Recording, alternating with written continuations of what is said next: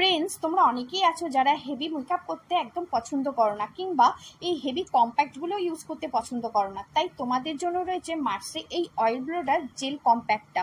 এই কম্প্যাক্টের skin loving যে ইনগ্রিডিয়েন্টসগুলো রয়েছে তার মধ্যে হচ্ছে জোজোবা সিডস অয়েল আর গ্রেপ সিডস অয়েল। মার্সের এই অয়েল ব্লোডার জেল কম্প্যাক্টটা একটা ভাইরাল প্রোডাক্ট, সেটা তোমরা সবাই জানো, বাট আমি এটা পারচেস করেছিলাম একবার ট্রাই করে দেখার জন্য। তো এই কম্প্যাক্টের সাথে থাকা পাপের সাহায্যে কিছুটা প্রোডাক্ট নিয়ে আমি আমার স্কিনের ওয়ান সাইডে এটা অ্যাপ্লাই করলাম।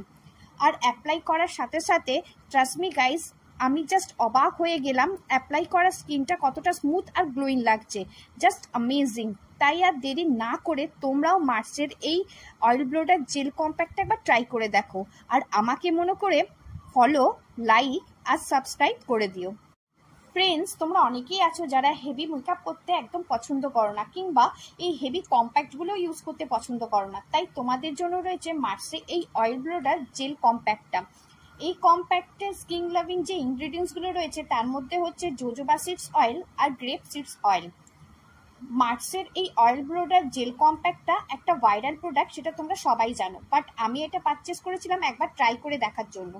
তো এই কম্প্যাক্টের সাথে থাকা পাপের সাহায্যে কিছুটা প্রোডাক্ট নিয়ে আমি আমার স্কিনের ওয়ান সাইডে এটা অ্যাপ্লাই করলাম।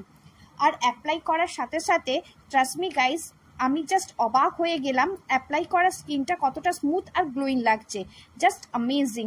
তাই আর দেরি না করে তোমরাও মার্সের এই অয়েল ব্লোডার জেল কম্প্যাক্টটা একবার ট্রাই করে দেখো, আর আমাকে মনে করে ফলো, লাইক আর সাবস্ক্রাইব করে দিও।